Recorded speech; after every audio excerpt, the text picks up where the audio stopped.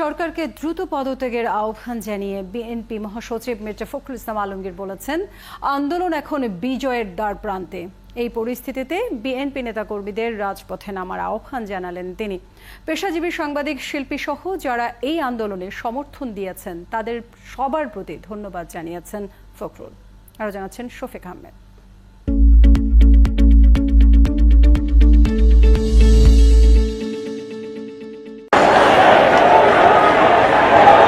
চলমান আন্দোলনকে ছাত্র, যুবক এবং অভিভাবকদের গণজাগরণ বলে মন্তব্য করে আন্দোলনকারীদের সব ধরনের সহযোগিতা করার আহ্বান জানালেন বিএনপির মহাসচিব।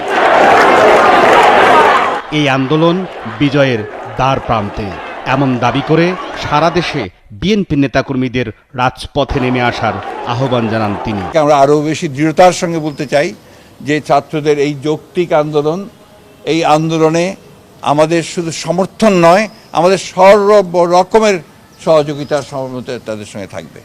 এবং যেহেতু তাদের আন্দোলন এটা, আমরা একটা রাজনৈতিক দল হিসাবে আমাদের যে দায়িত্ব কর্তব্য, সেই দায়িত্ব কর্তব্য আমরা পালন করছি, আমরা করতে থাকব। এবং আমাদের সমস্ত দেশের সকল নেতাকর্মীকেও আমরা এই আহ্বান জানাতে চাই যে ছাত্রদের এই যৌক্তিক আন্দোলনে সকলের সর্বাত্মক সহযোগিতা প্রদান করা। বিএনপির মহাসচিব অভিযোগ করেন, আন্দোলনকারীদের হামলার ঘটনায় র্যাব, পুলিশ, বিজিবির সাথে ছিল আওয়ামী লীগের নেতাকর্মীরাও। ছাত্ররা নেই এখন তারা অভিভাবক, চিকিৎসক, আপনার পেশাজীবী, শিল্পী, যারা আপনার সাংস্কৃতিক কর্মী, সাংবাদিক এবং সব ধরনের আপনার মানুষরা, সব পেশার মানুষ, সব ধরনের মানুষেরা কিন্তু আপনার এখানে যুক্ত হয়েছেন এবং তারা যুক্ত হয়েছেন সব ভয়কে উপেক্ষা করে। এটাই হচ্ছে এইবারকার এই আন্দোলনের সবচেয়ে বড় যে দিকটা আমি লক্ষ্য করছি, যে মানুষের যে অন্যায়ের বিরুদ্ধে যে তারা জেগে উঠেছেন, যে জাগরণ তাদের সৃষ্টি হয়েছে। এবং আমরা যেটা সবসময় বলে আসছিলাম, তরুণদের জাগ্রত হবার কথা, সেই তরুণরা এবার জেগে উঠেছে।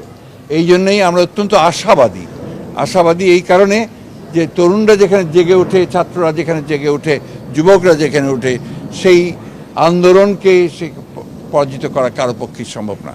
আজকে এই ভয়াবহ দানবীয় যে ফ্যাসিস্ট সরকার, তারা যেভাবে হত্যা করেছে আমাদের সন্তানদেরকে, এটা অবর্ণনীয়, ভাষায় বর্ণনা করা যায় না। শত শত ছাত্রকে তারা হত্যা করেছে।